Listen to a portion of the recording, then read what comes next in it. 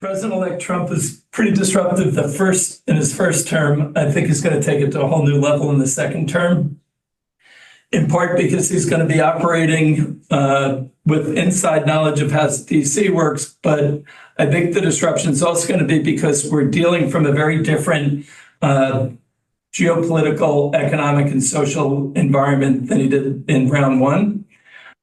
So this is going to be quite different. So I want to talk about what I think he may be able to do and may not do, and how it might play out from our perspective. Let me just start with last week. We had some crazy headlines and some big events that could be quite disruptive to Trump's agenda coming in. Starting with what's going on in Syria. These are the actual headlines that I pulled out from just some of them, the challenges. But it's really quite a messy backdrop for governments around the world. Aside from Syria, you had the martial law in South Korea for a day.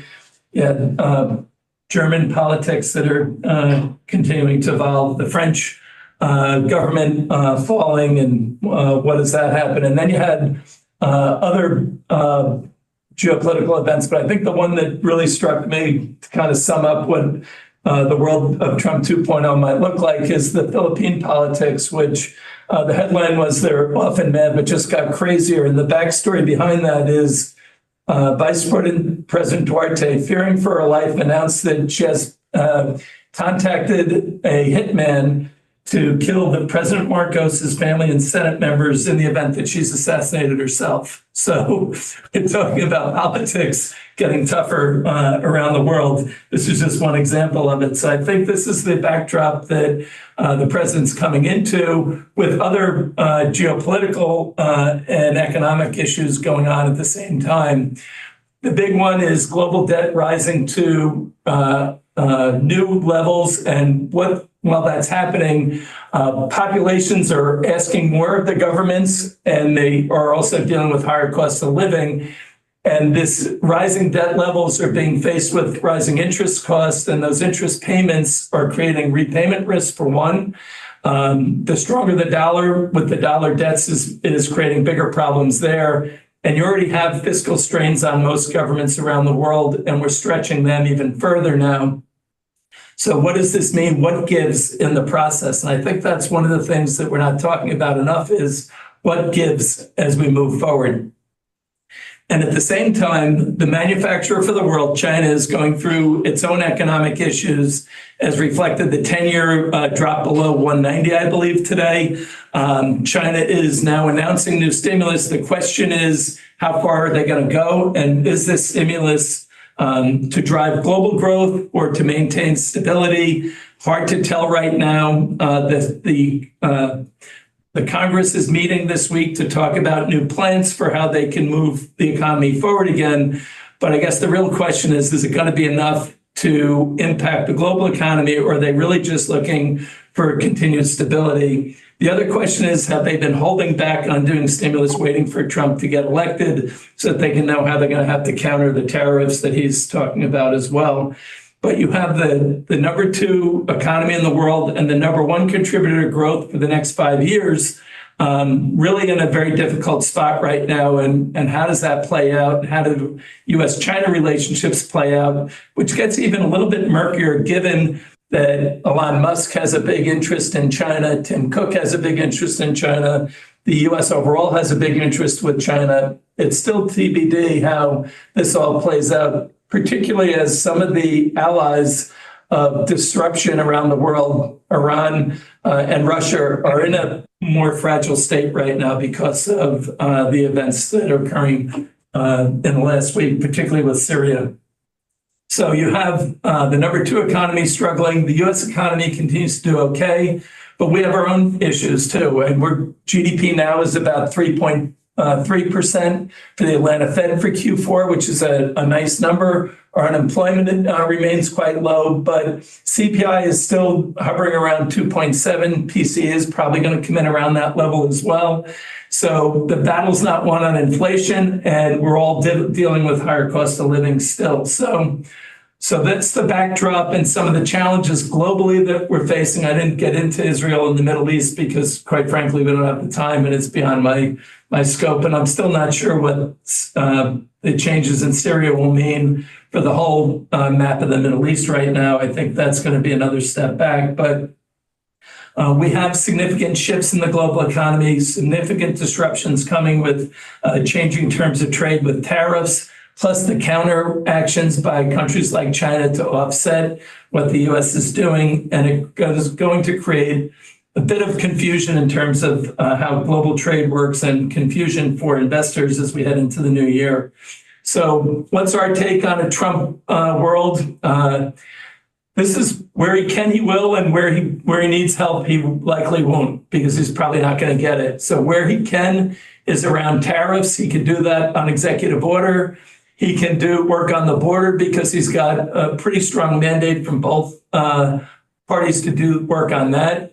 I think regulation, deregulation more specifically, he can get very aggressive on and select spending cuts. But he's not going to be able to do major tax cuts or spending cuts without Congress. And I think the margin is quite thin there. When you get into the cabinet nominations, the president puts some people with unusual backgrounds and a kind of a outside the box thinking to, as how some people describe it, in his selections. Others might describe it as there's no way these people are qualified or should get in. But I think that's going to be a fight. And the Republicans in Congress are going to have to decide where do they stand on a number of issues, nominations being one of them. But I think as we go into next year, I think we all have to decide as investors, what does the president-elect really care about? Which is a fascinating question when you think about it, because from conversation to conversation, it seems to bounce, but his core beliefs are around the border, around taxes, and around bringing manufacturing back to the U.S. And I think, and doing it with fewer regulations, and I think that's going to go through. But the big issue is to do all that and to meet his campaign promises, what's his tolerance for the deficit and what's the tolerance of Republicans for the deficit as we go into next year? What is the magic number that people will say is acceptable? And we're looking at some pretty interesting dynamics for that. Just for perspective, in 2016, the deficit was $585 billion. We're looking at $1.8 trillion today. The Fed funds rate was 0.36% versus 450 or so today. You had debt of $19.5 trillion versus 36 and rising very quickly today. So this is not the same setup that he came into.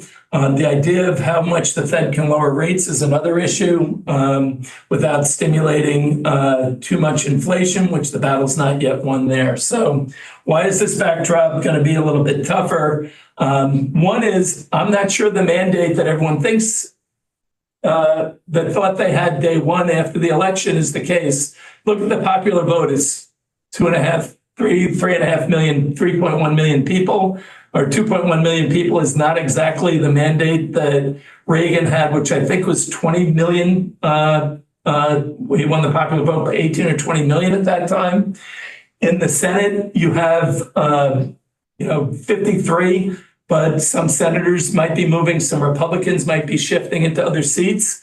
In the House, there is no tiebreaker. I think 3 of those seats will be shifting. And that means that at some point in the first quarter, there may be one Republican who could vote against it if those 3 are out, and you have a margin of 2. One Republican or 2 Republicans could do what Manchin and Sinema did last go around. So I'm not sure the mandate is quite as big as everyone thinks. I do believe that there is consensus on certain things, controlling the border to a certain degree, stopping the inflow, yes. I'm pretty sure everyone would agree that they would be fine not having higher taxes. And I think people would be fine with some of the other policies that the president's-elect is throwing out. But a lot of the other things may be a bit more of a challenge. When you get into tax cuts, a big part of what he'd like to do, if you just start with extension of the tax cuts, you're looking at a $4 trillion item here. maybe even higher. So that depends on what else does he want to do.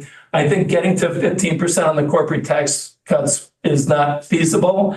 I think they're going to run into some challenges there. I do think he's going to try and maybe give something back to the middle class. I think that they might view that as things like exempting tips from taxes. I think that's one. It's 200 billion roughly of spend, but reinstating the SALT and mortgage interest, not likely to happen. I think the SALT tax may go up for married couples to 20,000 instead of 10,000, but I just don't see where you're going to get the money to do major tax cuts beyond what we're trying to do, what he'd like to do with extending the current. But I think extending the current would be a big win, because businesses, if he could get these in permanent, you would have them through 2030, and businesses would have a much better line of sight to how to invest and how to make the big spending that a lot of companies are going to have to do during this global transition we're going through from trade and technology.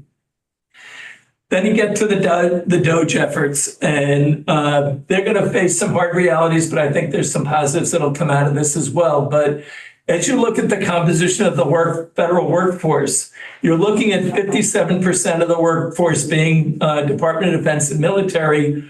And in that area, we are talking about increasing spending in defense. How much you can take out of that and replace is questionable. You have Veteran Affairs, another 12%, and then you have Homeland Security at 6%. So the areas that people agree we need to focus on are not areas that will leave you much room to cut. And that's going to be 60, 70% of the budget right there in terms of workforce. When you look at cost, you can see on the left side, there's not a lot of room for compensation to be adjusted down, that you'll see big savings coming through that'll fund a lot of other areas. The betting markets came out today. There is a betting market on what we can do for reducing government spending. It's Kaleshi, I believe, is the name of it. I just saw this study announcement today from my friends at Piper Sandler, who are providing these charts. And they're saying that the odds for the betting market odds for a cut of at least 250 billion in calendar year 2025 is 33%, with the other 2/3 believing the cuts will be greater. Now, I'm not sure how that's going to come through, and I think there will be some savings. And I think the idea of putting government spending under the microscope will help slow down the rate of increase of spend, which is going to be critical to allowing us to get our financial footing back. I think there are things they can do to be more efficient, but I think the big swing will be tough and will meet some economic realities. So let's just be clear on that. I think the world of Elon Musk in terms of his business acumen and what he's done as an innovator, but the government is a tough one to beat in terms of taking costs out. And when you get into some of the way contracts are done and things like that, there are things that the government can do, shifting to more fixed contracts where the overages don't get thrown to the government and away from the companies so that they lose some of the ability to do that. So I think there are areas that they will focus on, but there are some harsh realities coming up. So the economic backdrop, as I mentioned, very different. I talked about the Fed funds rate back in 2016 versus where it is today. The deficits are another element of that. We're looking at a very different picture. And these types of deficits can expand pretty quickly. Our interest costs continuing to rise. So that's another issue that we're facing as our debt is growing. I think we went from 35 trillion in debt to 36 trillion in debt in about 35 days. So that rate we have to slow down. So that's another element as well. I do think the idea that Trump is backing off from trying to push Powell out is a good idea. He has enough other things he's going to be fighting on, and Powell's done a pretty good job, and he has talked about lowering rates. I think where it's going to run into a bit of a challenge is I think Powell is starting to see, and you're hearing it from a number of members of the Fed, that maybe a pause would be appropriate now.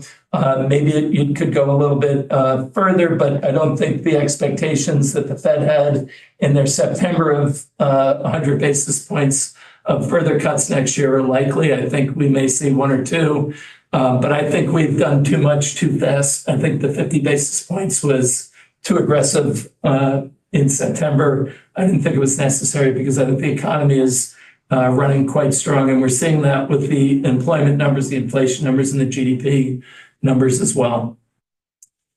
So what are the range of outcomes with Trump and what could go right and wrong? It's always a big range with him.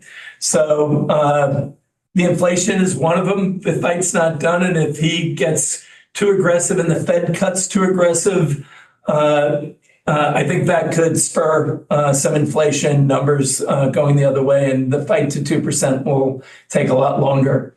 I think on the positive, the bond vigilantes are not happy already, and I think you'll start to see some pushback from the markets, and Congress has to, they could upend the agenda as well. As I mentioned, the margin of victory wasn't as great as it initially appeared.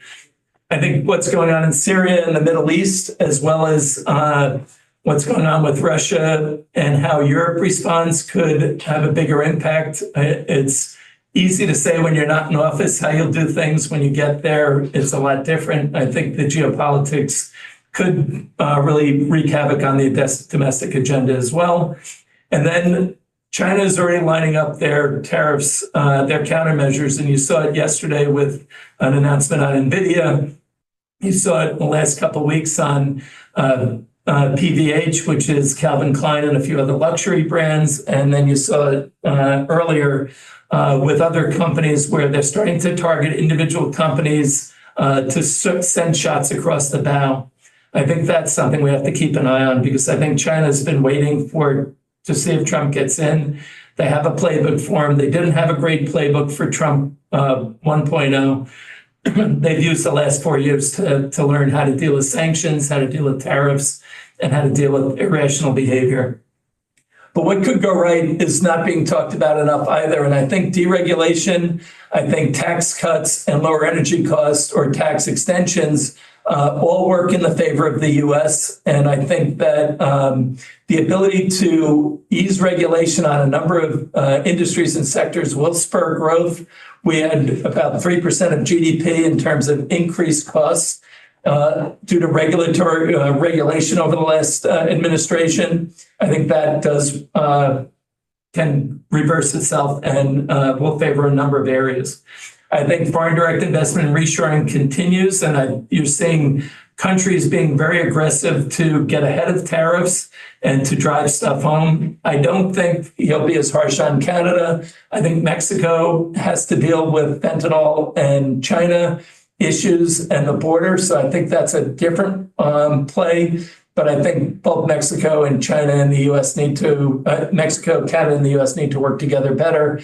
I think China's impact on Mexico is one of the wild cards for that. But I think the reshoring efforts are working, and I think foreign direct investment continues to flow, and that's going to spur growth in the U.S. As I mentioned, businesses having clarity on taxes is a major bonus for them and allows them to make better investment decisions, particularly at a time that they have to solve some debt issues for a lot of companies. And I think we're going to continue to see the haves and have-nots because who benefits from the policies that are coming in will typically be those in stronger financial positions rather than weaker ones, because I don't think we're going to see rates drop as much. But I think this trade and tariffs and the rebalancing of trade without disrupting growth, if we do it the way Bessett has talked about, of really being thoughtful about it, I think can drive things forward. So I think the U.S. remains well positioned as long as we don't do a lot of stupid things. I think there is other things that are happening that we have to keep an eye on. One is Europe is coming out with a plan, I believe, next week, which is the EU's counter to what's going on with the IRA Act in the US and what China's stimulus is. So they're going to take Draghi and some of the other competitive reports that they've seen and figure out what a European strategy is to counter that. I think that'll still run into some just fundamental structural issues in how the Europe project operates. But I think the focus will help, and I think it'll drive certain industries such as defense spending and tech spending continue to rise. But I think capital will continue to flow to the U.S. in this environment. I think there are other countries that are going to be winners, some of the South American ones that you mentioned, and to start the call, Mark, and also some Asian ones. But I think the U.S. continues to benefit from the disruptions that are going on around the world if Trump doesn't overplay his hand. I think when I think about the way Trump operated in the first term, he got a lot of really good things done quickly. And then when he had time on his hands, things started to go south. I'm reminded of the saying, there's nothing worse than a traitor with time on his hands, because that's when all the mistakes happen. I believe that's the same thing with President-elect Trump. If he gets too much in too fast, he'll start going into the areas that are less important. I think we have some big ones around the border, around how we interface and how we deregulate. I think those things can drive us forward in a much better way. So, Mark, I'll stop there and open it up for discussion. All right. Thank you for kicking that off, Stephen. Mr. Blanco, your hand is up. Stephen, great presentation. Thank you. Heavy on the geopolitics and geoeconomics. Question for you is, you just mentioned that some of the South American countries will benefit from a Trump 2.0. Which countries do you think would benefit from that? I think it's TBD, but clearly the ones that are open to being less favorable to China. There's a power play going on there again. I always think it's be careful what you wish for when you're a power coming into that region, because you can be in favor for a brief period of time and then out of favor and nationalized for a long time. But I think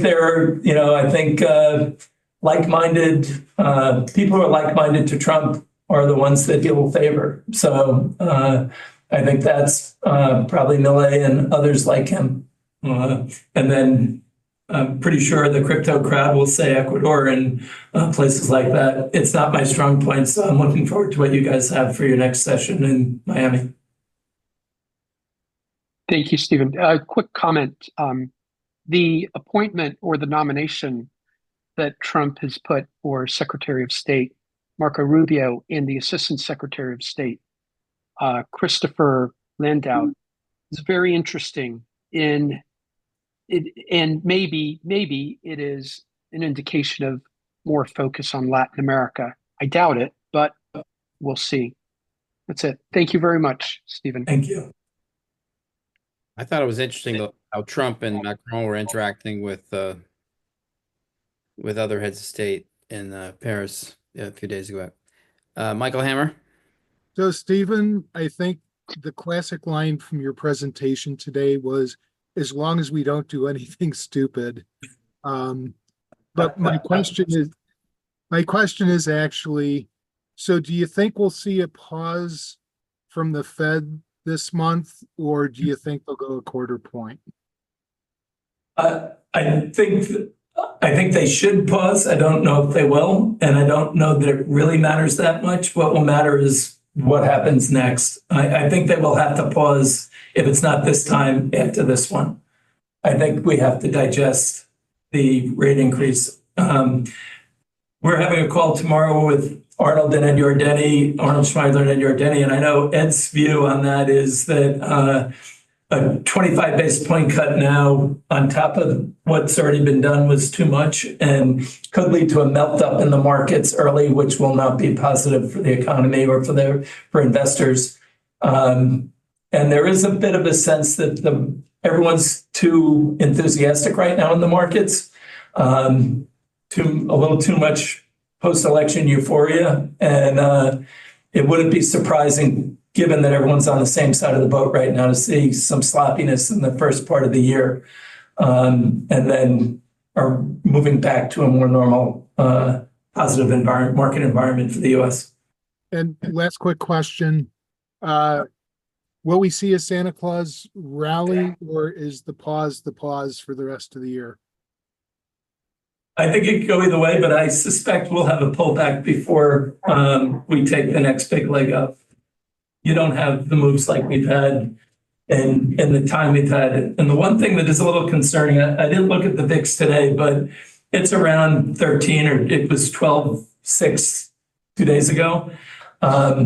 Given the world we're in and everything we see every day with what's going on, that would suggest there's a little too much complacency in the environment right now for us. So I don't know when it's going to happen, Michael, how to play that. The one thing I do think is a little different this year is the returns have been so strong in the markets that I think in early January, tax selling that would have occurred now will occur in the early January because people don't want to take the gains now. And you don't have to worry necessarily about capital gains going up next year, where before people thought you might have to worry about that if Trump did not win. So I think you'll see some more selling in early January to delay it for the tax year for this year. And that could see some early action that gets a little sloppy in the markets. And then I think that's part of what may move us back onto a better, more positive move up. But that's trading and timing more than the reality. I think the reality is we'll be into a stronger environment throughout the course of next year for the U.S. markets. Thanks. Other questions?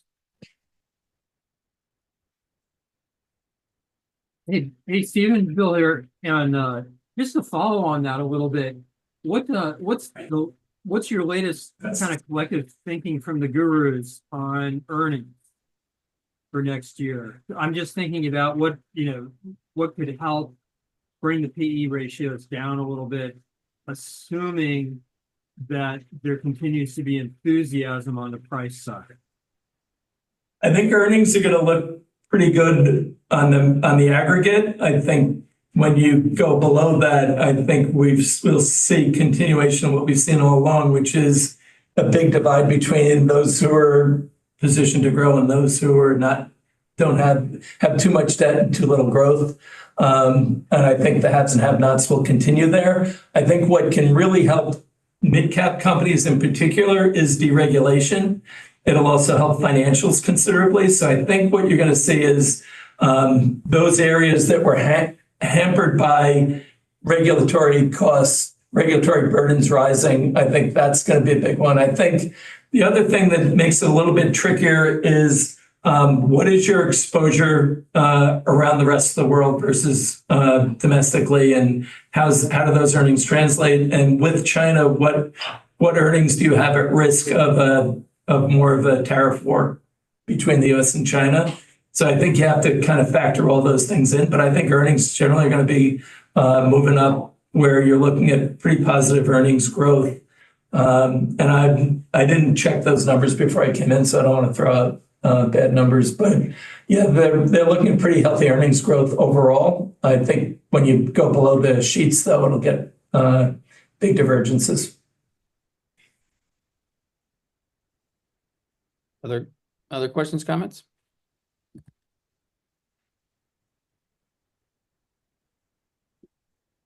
Chaz here. Hey, Chaz. Great presentation, Stephen.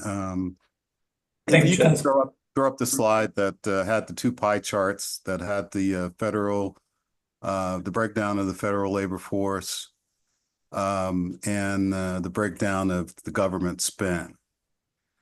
And I have a question related to the pie on the left. Yes. So we've got all of the federal spending at 5.8 trillion. Is there an X factor opportunity that DOGE could deliver with respect to that other 5.8 trillion of spend, which is really mislabeled as others? But in terms of this context, I get it. But is there a possibility that they could deliver some goods for us in that 5.8 trillion that could be a difference maker? I guess that would depend on your definition of difference maker. When I look at at the breakdown of that, I think 34% of that 5.8, maybe it's actually even a higher number because 34% of the total number is on Social Security and Medicare. Yeah, And they're not talking about touching any of that.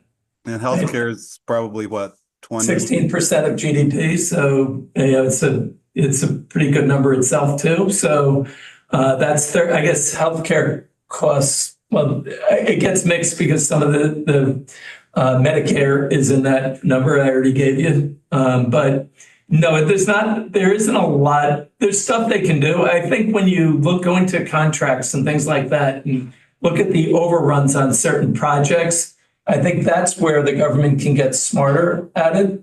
Almost like any company can. When you're going along and you're not checking your expenses, the next management that comes in can take some costs out pretty quickly. There's usually low-hanging fruit, but I don't think it's that easy. And remember, we want to increase the number of areas as well.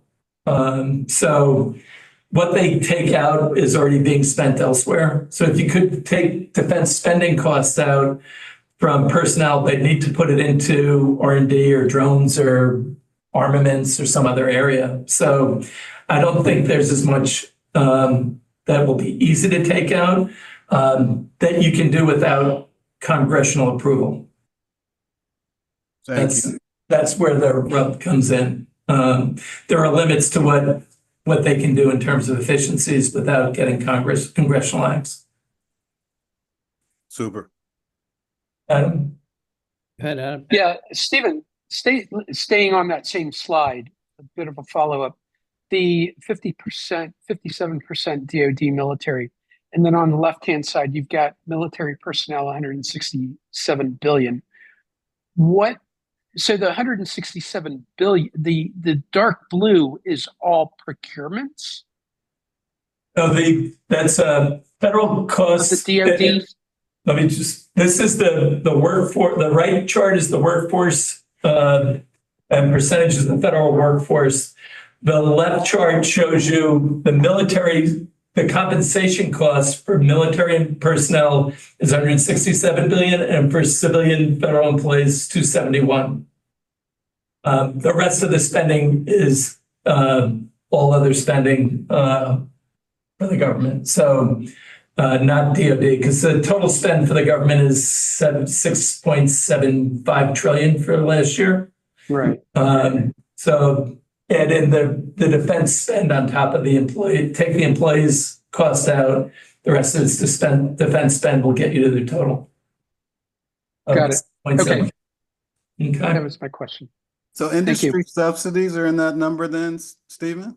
I'm sorry? Various industry subsidies? Yeah, that would be in the overall federal spending number. Is in that number? Yeah. Okay. Yeah. Thank you. You're welcome. And the subsidies, that's another question. What can you take out of subsidies? And then you get into all the people that are working through Congress with lobbyists and all that. And then you start to see why the subsidies are all necessary and hard to get out.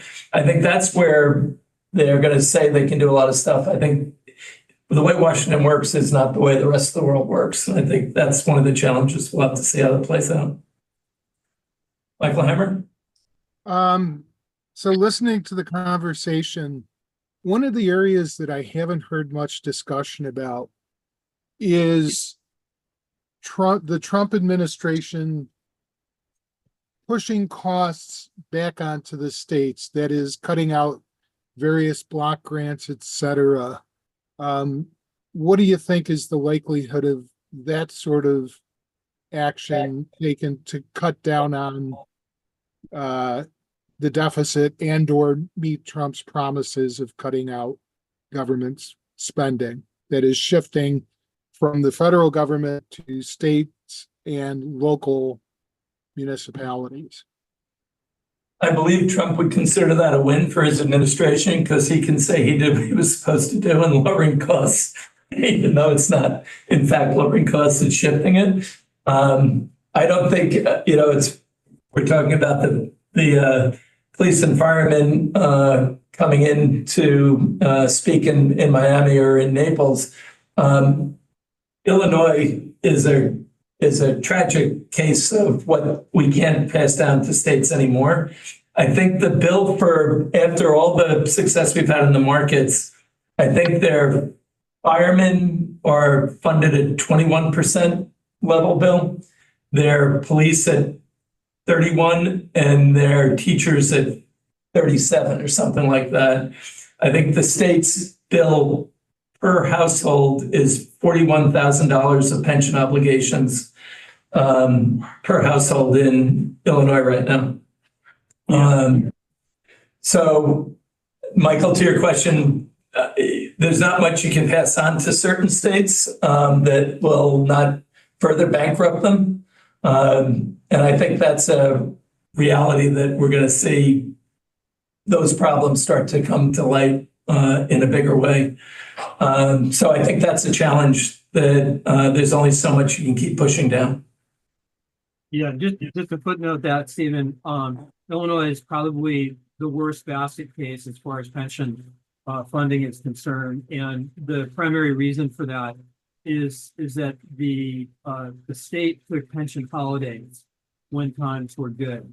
And then when we went through a couple of the crises and things like that, the funding status just continued to drop. And so now, they're really between a rock and a hard place.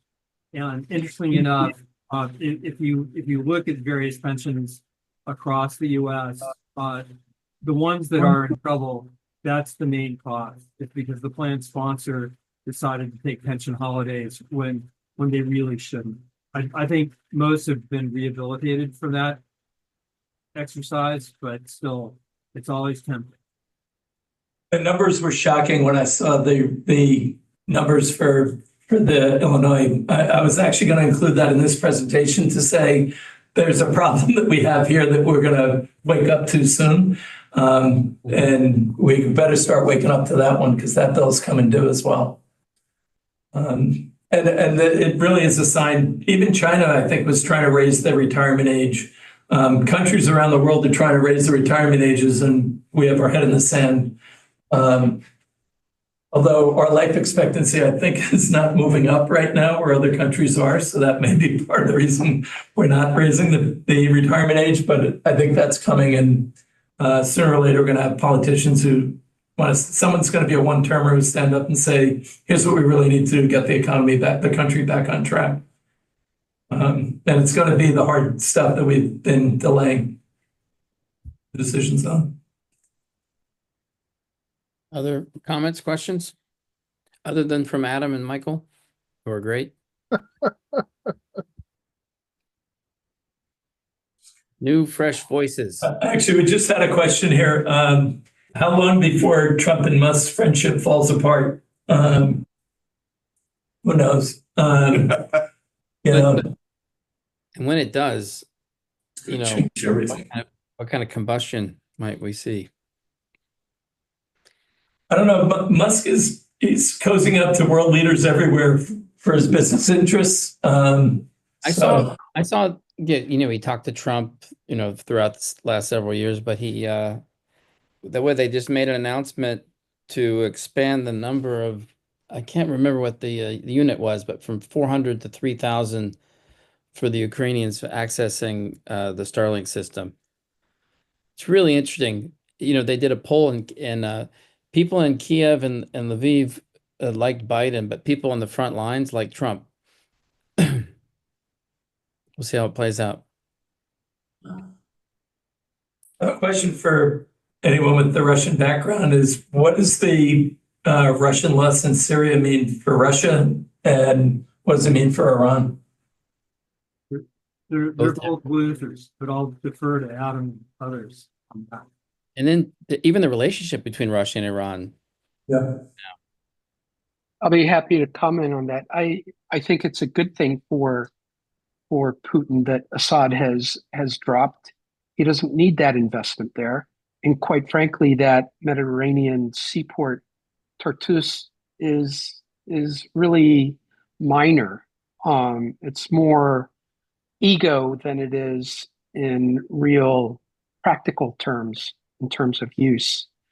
It's a big blow to Russia's ego as a global power, but he doesn't have the resources. The Kremlin does not have the resources to project that kind of power like the United States or even China and have a foot in Syria.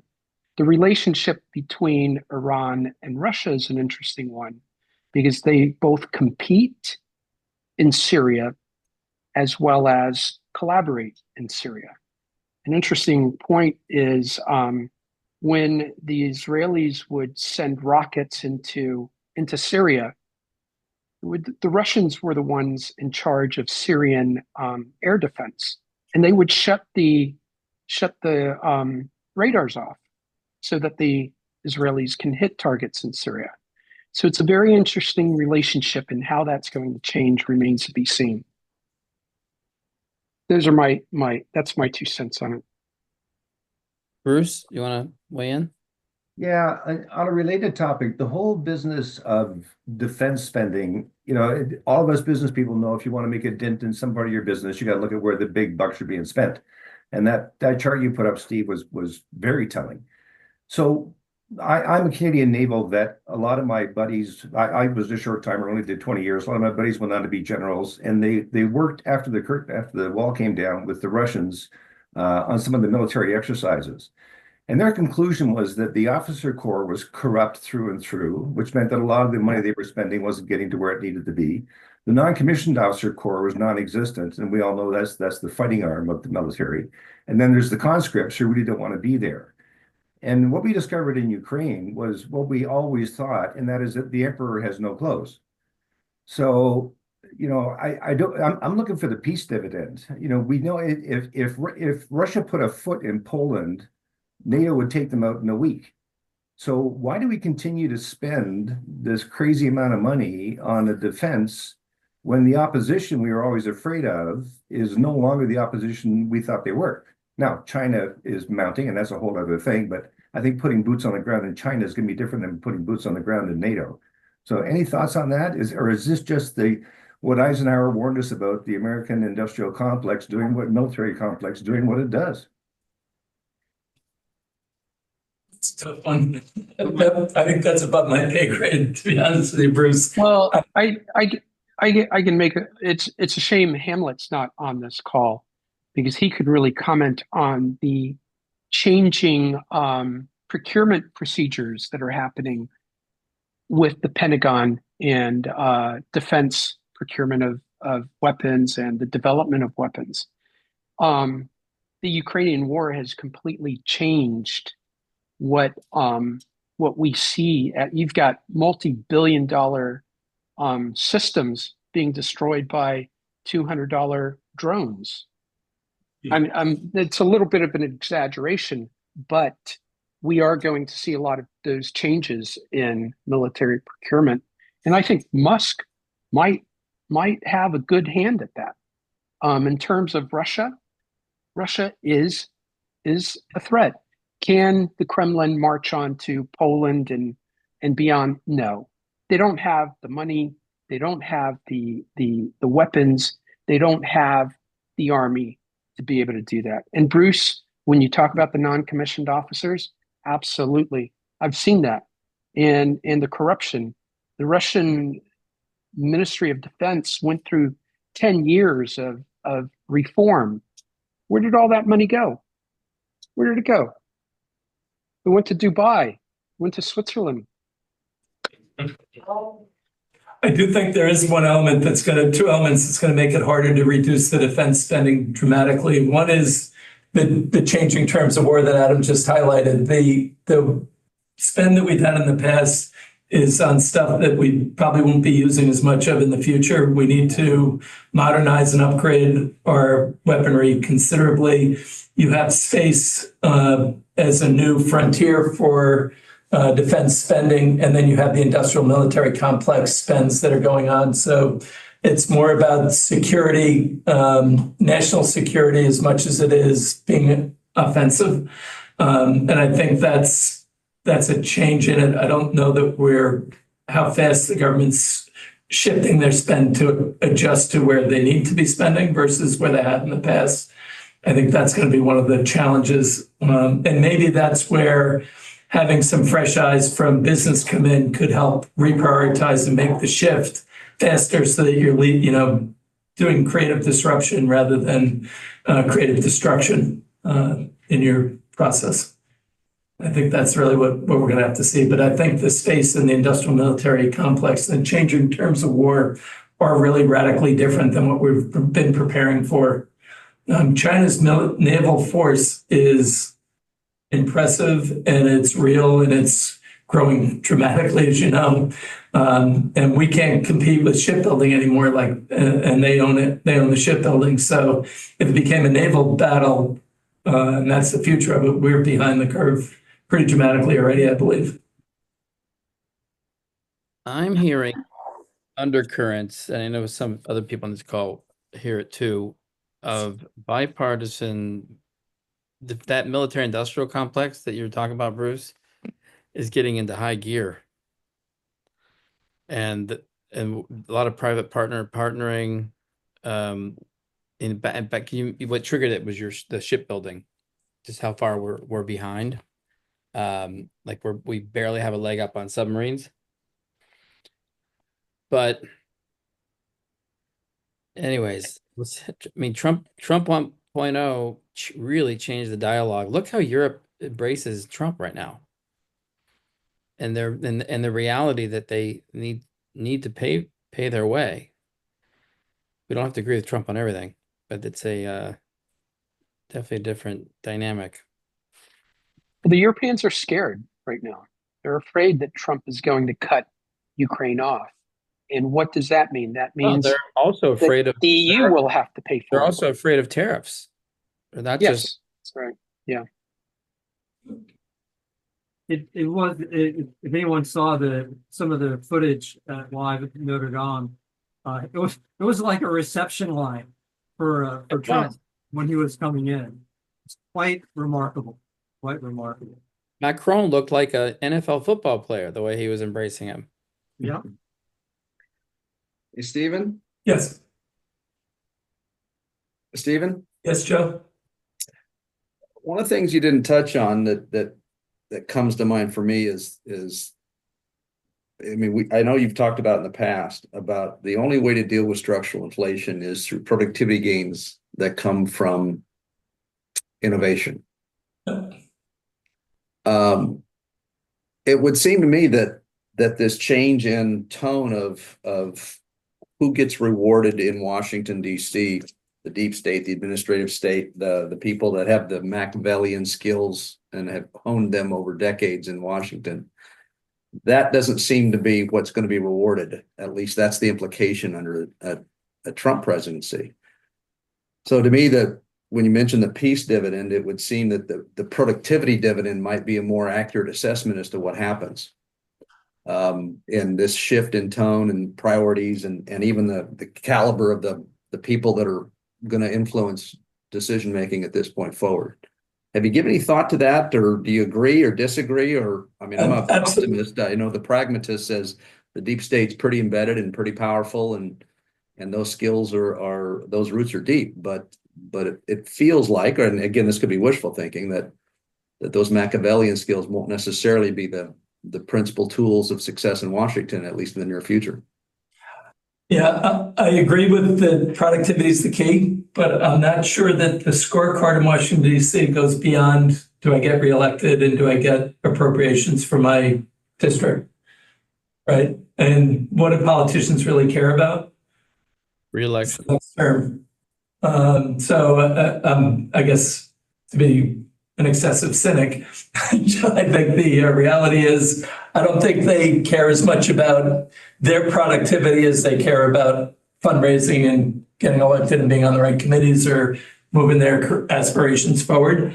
And so I don't think they get measured on their productivity. It's not like the government, in the private sector. So I don't think that's the case. However, I do think that the things that Trump and Musk and those guys are highlighting of controlling the border, deregulation, those types of things, bringing some manufacturing back to the US, I think those do work towards improving productivity as long as we keep the technology investments and the R&D going. I think we have to play to our strength, and our strength is innovation. The productivity numbers went up.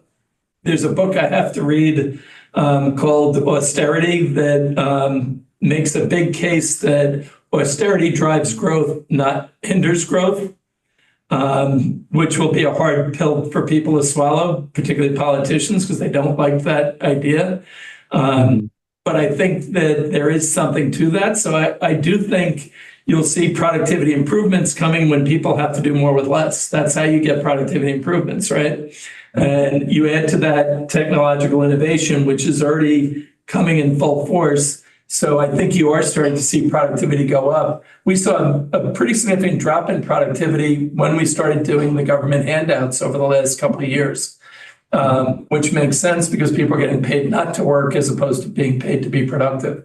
So I think you are on a big element of it. And that's where maybe more efficiency in the government to speed things along, getting things through the permitting process faster, not putting as many roadblocks up for regulation, particularly on small and mid-sized businesses, is critical to improving productivity. So it is all pulled, if he can pull it off and bring lower regulation with low energy costs in the US, with reshoring and onshoring and a better tax regime that's got clarity on it, I think you can have the productivity improvements that can help us offset some of the other problems.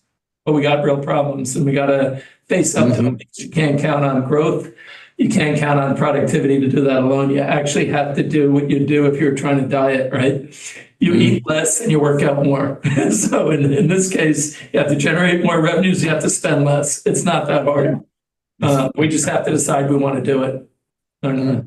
And I'm not sure Trump actually wants to spend less. I think he just wants to spend the way he wants to spend.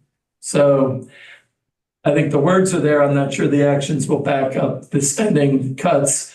And you could see just a bigger deficit as an outcome if we don't do this right. One last follow. It's left field. Do you ever follow Marty Armstrong or Martin Armstrong? I don't. Okay. Not enough bandwidth.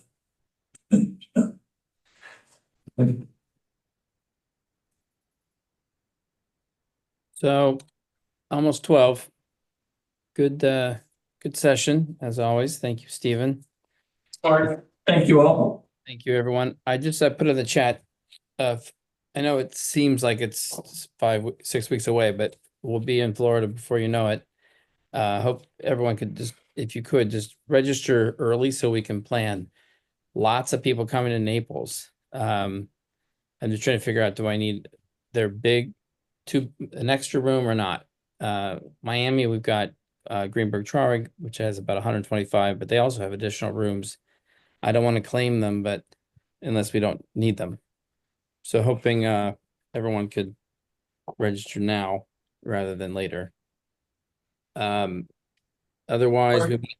I just put, just as a reminder, I put into the chat last week. I didn't put it in this week because I wasn't ready for this, but we are doing a call tomorrow at 1 o'clock Eastern time with Arnold Schmeidler, who started the business in 1960, and Dr. Ed Yardeni started in the business in the early 70s, so about 110 years of combined experience. We'll be talking about how they see 25 shaping up, and it'll be a fascinating conversation. If you can't make it at that time, we will post a replay on our website, and I will try and send it. And anyone who signs up but doesn't make the call will get a replay sent to them. So Ed is calling for, I think,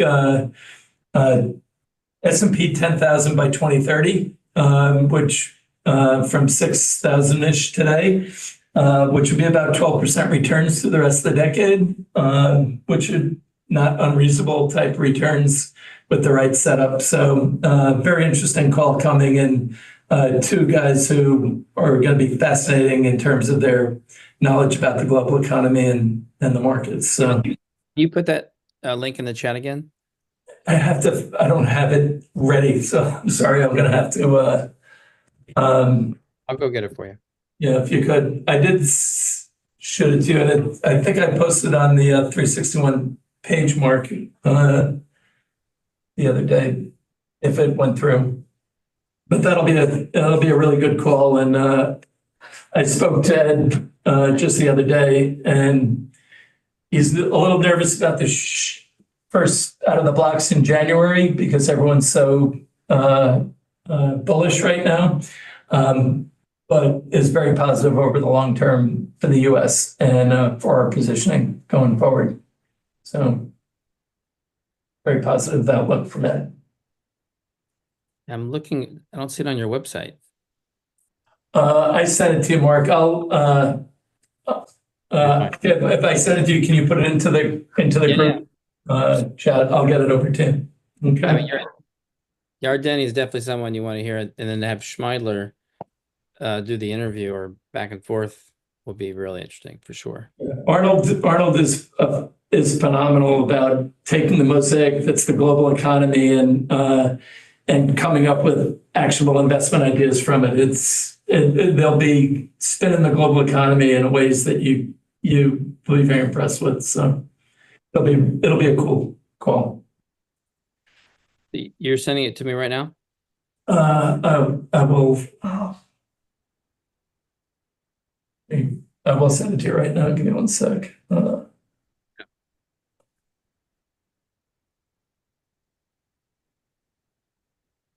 Okay. Well, got a bit of time. Any other questions, comments in the world? Questions for what we're doing? Suggestions?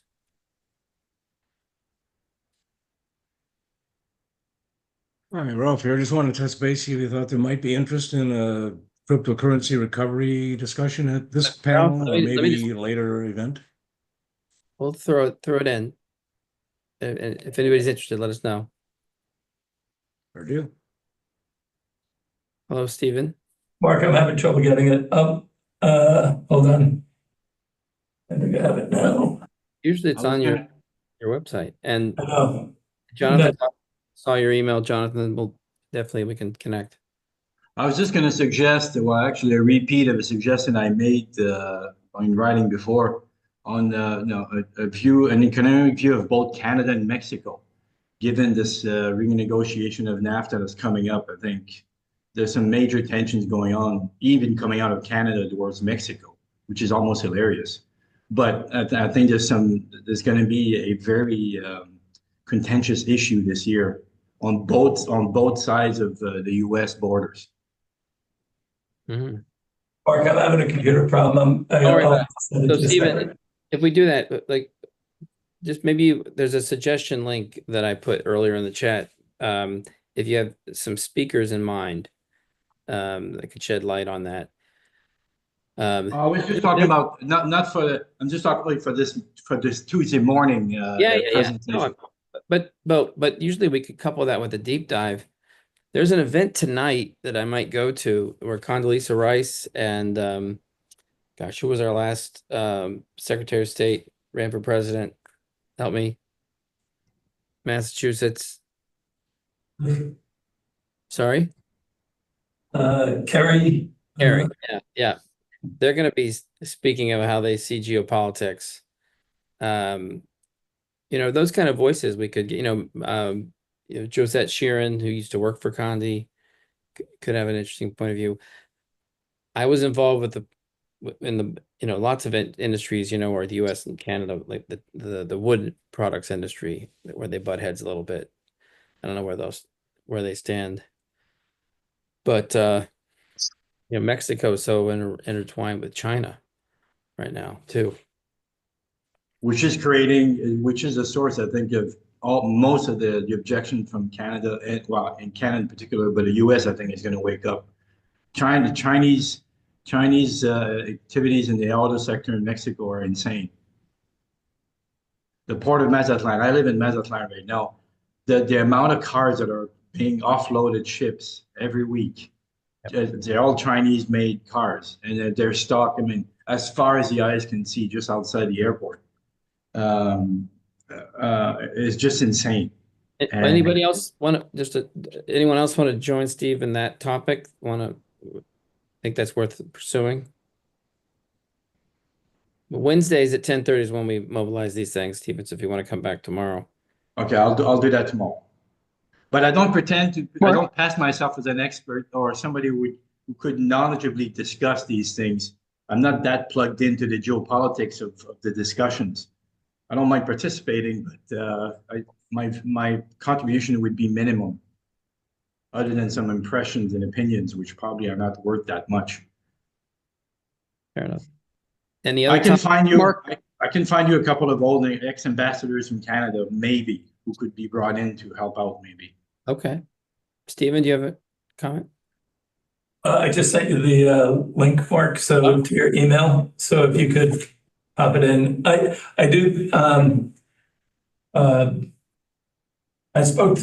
was at an event, a book signing for Stephen Harper a couple of years ago that Miles sponsored. Yep. I can see if Miles has somebody in the Canadian government. I think our partners at Echelon had the former finance minister on the as a board member, so I can see if I can reach out to them and they can help.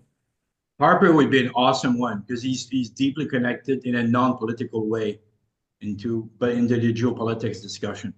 Yeah, he's also hard to get. It's a hard get. He's a brilliant I know. guy and really understands the global economy exceptionally well. Yeah, and then Canada replaced him with fucking Trudeau. So there we go. All I need to say about that part. All right, I got your links. Okay. Mark, I got a quick, I put into the chat, fascinating conversation between Kissinger and Jack Matlock, interview by McLair. It's about 30 years old. Absolutely fascinating. And it provides a good background to where we are today with the Ukrainian war. I'll send it by email as well. Fascinating interview. Mark, on the link, anyone who signs up, if you can't make the call, sign up anyway, and we'll automatically send you the replay. Yep. So I just put it in the